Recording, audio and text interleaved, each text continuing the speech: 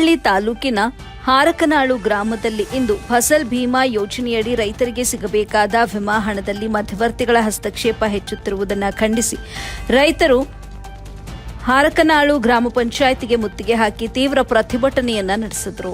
ಅಖಿಲ ಭಾರತ ಕಿಸಾನ್ ಸಂಘಟನೆ ನೇತೃತ್ವದಲ್ಲಿ ನಡೆದ ಈ ಹೋರಾಟದಲ್ಲಿ ಹಲವಾರು ರೈತರು ಭಾಗವಹಿಸಿ ಸರ್ಕಾರದ ವಿರುದ್ಧ ತಮ್ಮ ಆಕ್ರೋಶವನ್ನ ವ್ಯಕ್ತಪಡಿಸಿದರು. ಪ್ರತಿಭಟನೆಯಲ್ಲಿ ಭಾಗವಹಿಸಿದ ರೈತರು ಮಧ್ಯವರ್ತಿಗಳ ಹಾವಳಿ ನಿಲ್ಲಬೇಕು, ವಿಮಾ ಹಣ ನೇರವಾಗಿ ರೈತರ ಖಾತೆಗೆ ಜಮೆಯಾಗಬೇಕು ಅಂತ ಘೋಷಣೆ ಕೂಗಿದ್ರು.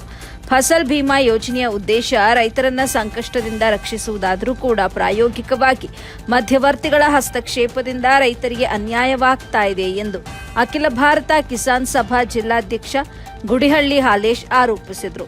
ತಾಲೂಕು ಕಾರ್ಯದರ್ಶಿ ರಮೇಶ್ ನಾಯ್ಕ ಮಾತನಾಡಿ, ರೈತರಿಗೆ ಸಿಗಬೇಕಾದ ವಿಮಾ ಹಣವನ್ನ ಮಧ್ಯವರ್ತಿಗಳು ಕಮಿಷನ್ ಹೆಸರಿನಲ್ಲಿ ದೋಚುತ್ತಿದ್ದಾರೆ.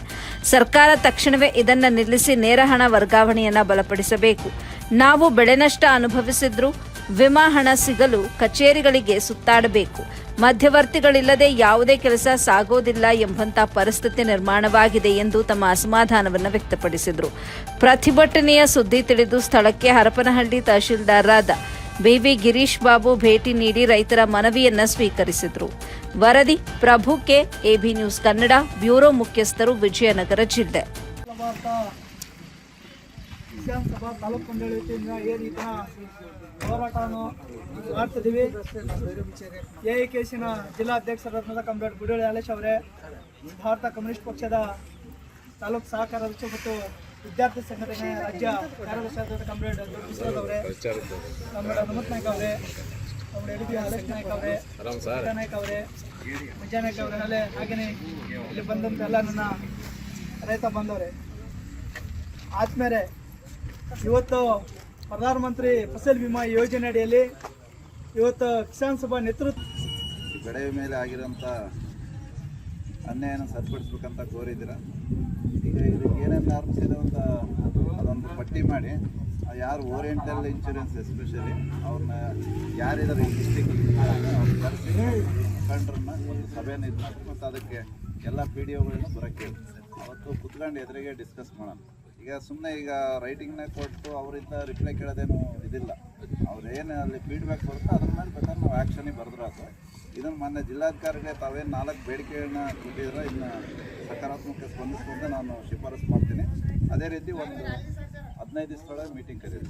ಇವರು ಒಂದು ಮೀಟಿಂಗ್ ಕರೆದು ಆಮೇಲೆ ಶಿಫಾರಸು ಮಾಡೋಲ್ಲ ಸರ್. ಯಾರು ಮೀಟಿಂಗ್ ಮಾಡಿಸ್ಕೊಂಡಲ್ಲ, ಬೇಡಿಕೆ ಅದು ಅಲ್ಲಿ ಕಳಿಸ್ಬೇಕು. ಅದೇ ಈ ಬೇಡಿಕೆ ಏನು ಕೊಟ್ಟಿರಲ್ಲ ಅದನ್ನ ಅಲ್ಲಿ ಕಳಿಸಿ ನಾವು ಇಲ್ಲಿ ಮೀಟಿಂಗ್ ಮಾಡ್ತೀವಿ. ಅಲ್ಲ ಸರ್, ಈ ಕೃಷಿ ಇಲಾಖೆ ಅಧಿಕಾರಿಗಳು ಅದಾರ, ಈಗ CC ವರದಿ ಯಾವಾಗ ಕೊಡ್ತಾರೆ ಸರ್?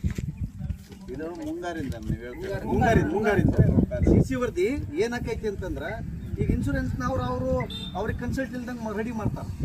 ರೆಡಿ ಮಾಡಿಬಿಟ್ಟು ಏನು ಮಾಡ್ತಾರೆ ಇವರು ಅಂತಂದ್ರೆ, ಬೆಳೆ ಎಲ್ಲ ಕಟಾಪ್ ಆಗಬೇಕು, ನಮ್ಮ ಪಂಚಾಯತಿಗೆ ಮಾತ್ರ ಲಾಸ್ಟಿಗೆ ಕೊಡ್ತಾರೆ. ಇಲ್ಲ, ಅದಕ್ಕೆ ಇಷ್ಟು ಟೈಮ್ ಅಂತ ಇರುತ್ತೆ, ಹಂಗೆ ಮಾಡಕ್ಕೆ ಕೇಳ್ರಿ ಸರ್. ಅದು ನೀವು ನೋಡ್ರಿ, ಈಗ ತಡ್ರಿ, ಮುಂಗಾರ್ದು ಏನೈತಲ್ಲ, ಮುಂಗಾರ್ದು ಶೇಂಗಾದ ಏನೈತಲ್ಲ, ಇಡೀ ರಾಜ್ಯ ತುಂಬ ಎಲ್ಲ ಕೊಟ್ಟಾರ, ಹರಕಾ ಪಂಚಾಯತಿ ಕೊಟ್ಟಿಲ್ಲ. ಯಾಕಂದ್ರೆ ಅಲ್ಲಿ ಬೆಳೆ ಖಾಲಿ ಆಗಲಿ ಅಂತ ಈ ಹೊಲದ ತೊಗೊಂಡೋಗಿ ಆ ಹೊಲದ ಮೇಲೆ ಇಡೋದು, GPS ಮಾಡೋದು. ಆ ಹೊಲದ ತೊಗೊಂಡೋಗಿ ನೀವು 8,000 ಎಕರೆ ನೀರಾವರಿ ಐತೇನ್ರಿ ಬೋರ್ವೆಲ್ಲಿಂದ ಒಂದು ಮಾಹಿತಿ ಕೊಟ್ಬಿಡ. ನೀವು ತಹಸೀಲ್ದಾರ್ ಸಾಹೇಬ್ರು ಅದಾರ, ಎಷ್ಟು ನಮ್ಮ ಪಂಚಾಯತಿಯಾಗ ಒಂದು 500 ಎಕರೆ ಇರ್ಬೋದು ನೀರಾವರಿ. 8,000 ಎಕರೆ ನೀರಾವರಿ ಐತೆ ಅಂತ ಹೇಳಿ ಇದು ಬೋರ್ವೆಲ್ ಎಷ್ಟು ಅದಾವ ಸರ್? ಬೆದ್ಲಿಗೆ ಹಂಗೆ ಅನ್ಯಾಯ ಮಾಡಿ